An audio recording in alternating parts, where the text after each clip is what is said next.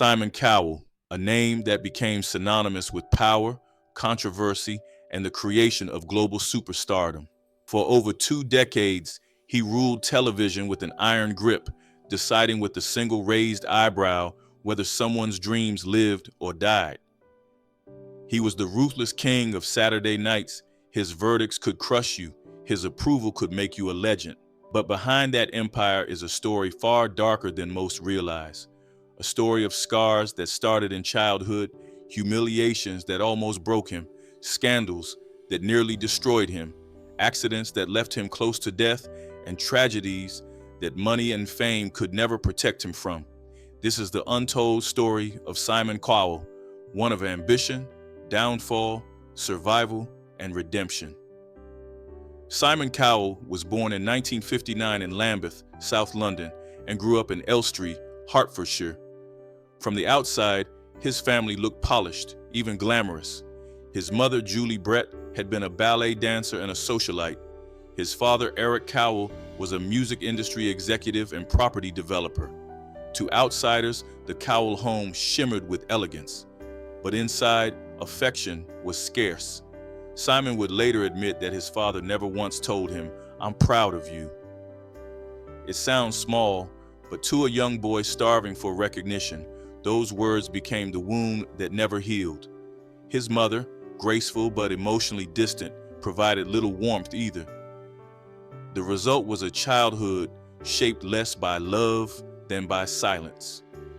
School didn't save him. At Radlett Preparatory School, then at Dover College, Simon was restless, constantly clashing with authority, more interested in breaking rules than excelling. His classmates were remembered, he was overlooked. He scraped by with just a couple of qualifications, carrying the humiliation of failure and the crushing sense that he was not enough. That absence of validation would follow him into adulthood, but it would also plant the seed of something dangerous, a determination to one day force the world to notice him. But first, he had to endure invisibility on a scale that nearly broke him. Out of pity more than pride, Simon's father secured him a job in the EMI music mailroom. The job was menial, fetching coffee, sorting records, delivering fan mail to stars whose names filled stadiums while nobody knew his. He later described himself as invisible in a world obsessed with the spotlight. He quit in humiliation, tried and failed at other ventures, then crawled back to the very job he despised. That was how low things had sunk. In those days, Simon admitted he often cried quietly in the bathroom after work, not just out of frustration, but because he genuinely feared his life had peaked before it had even begun. But those humiliations, those silent tears, began to harden him. What rejection didn't destroy, it sharpened. Simon was learning that if no one gave him power, he would have to take it. The boy overlooked in classrooms was about to become the man who forced the entire world to pay attention. By the early 1980s, Simon took his first real gamble. He co-founded Fanfare Records. For a brief, dizzying moment, it worked. The label scored a hit with Sunita's pop anthem, So Macho. Suddenly, the once invisible boy was visible everywhere, throwing parties, shaking hands with executives, tasting champagne success. But in the entertainment industry, the glitter never lasts long. Trends shifted, markets collapsed, and by the late 80s, Fanfare was finished. Contracts worthless, offices abandoned, and Simon, barely in his 30s, was left drowning in debt. Friends disappeared, creditors circled. He was humiliated, defeated, and forced to move back into his parents' house, sleeping in the same childhood bedroom that had once echoed with loneliness. To the world, it was just another failed record label. To Simon, it was devastation. He would later describe that time as feeling like a ghost haunting my own life. But from those ashes, something new began to rise. He started to study not just music, but the mechanics of fame itself. What made audiences scream? What made them cry? What made them buy? The boy who had failed his parents' expectations was about to turn failure into his greatest weapon. In the 1990s, Simon clawed his way back into the industry at BMG. This time, he wasn't chasing timeless artistry. He was chasing sales. Sell records first, earn respect later, he would later say, and with that, he changed strategy completely.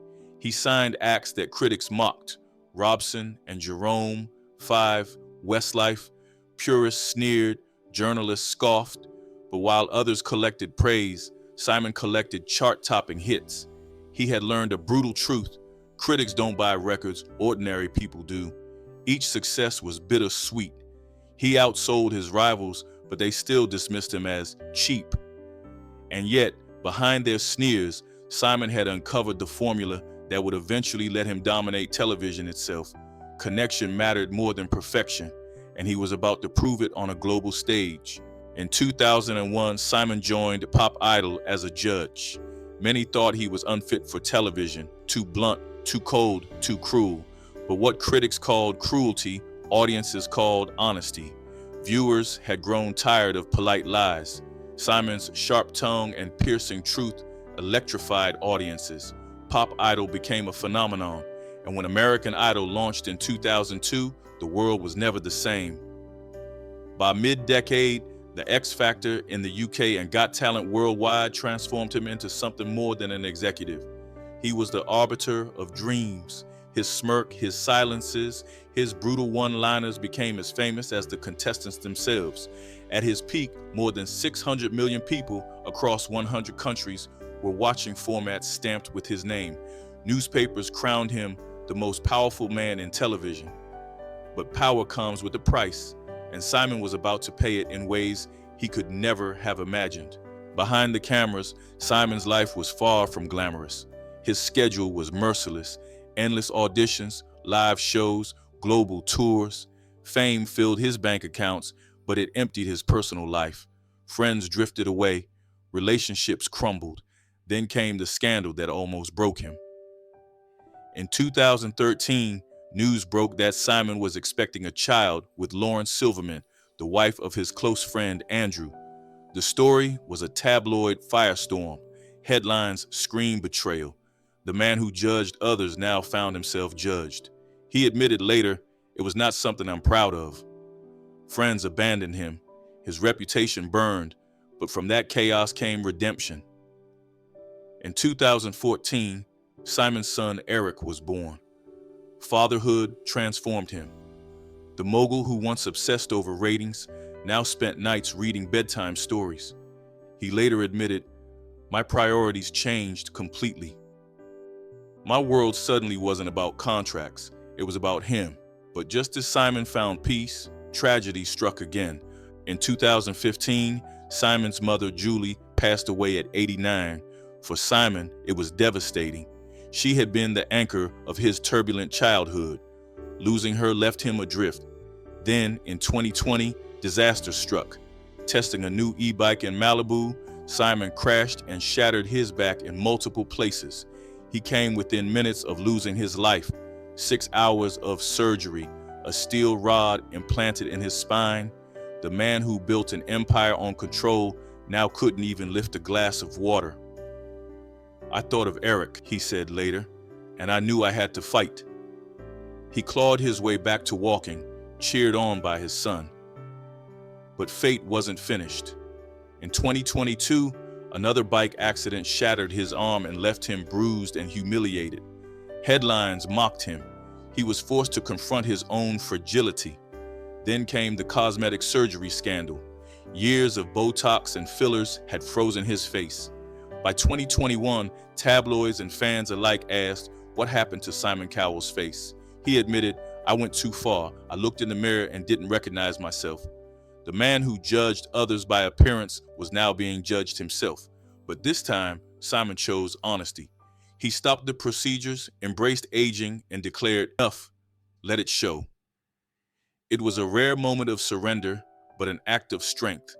And just when he thought he had endured enough, tragedy cut deeper than ever before. In September 2024, the world was stunned. Liam Payne, just 31 years old, was gone after a fall from a hotel balcony in Buenos Aires. For Simon, it was shattering. He had discovered Liam as a teenager, placing him in One Direction in 2010, creating a band that defined a generation. Liam wasn't just another contestant, He was family. Simon later admitted it felt like losing a son. The world mourned. Candlelight vigils glowed across cities. Fans flooded social media with heartbreak. But Simon grieved in silence. He retreated from cameras, choosing to spend quiet nights with Eric. Friends noticed how he held his son tighter, as if every laugh, every bedtime story carried the weight of something sacred. He replayed old audition tapes, watching the boys so young, so full of hope. What was once nostalgia became mourning. Simon, the man who built empires, realized he could never rewrite this ending. He could build stars, but he could not protect them from fate. And so he changed. His sharpness softened. He spoke not of ratings, but of family, not of empires, but of legacy.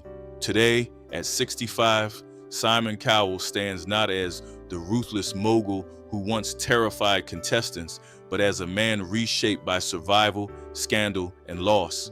His verdicts on Got Talent are softer, his wit warmer. He spends his mornings stretching carefully, protecting the spine that almost killed him.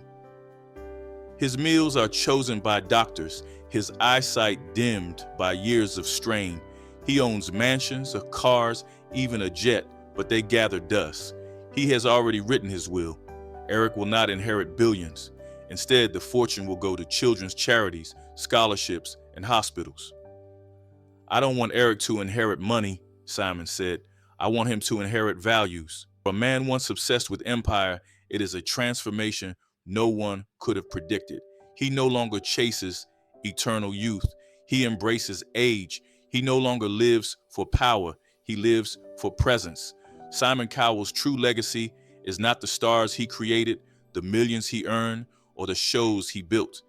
It is the reminder that power fades, fame withers, wealth vanishes, but love, humility, and humanity endure. Boy starved of affection became the man who gave millions a voice. The ruthless judge became a father who found redemption in bedtime stories. The mogul who ruled television discovered that his greatest legacy was not empire, but empathy. And that leaves us with one final question. When your time comes, will you be remembered for what you built or for the love you left behind?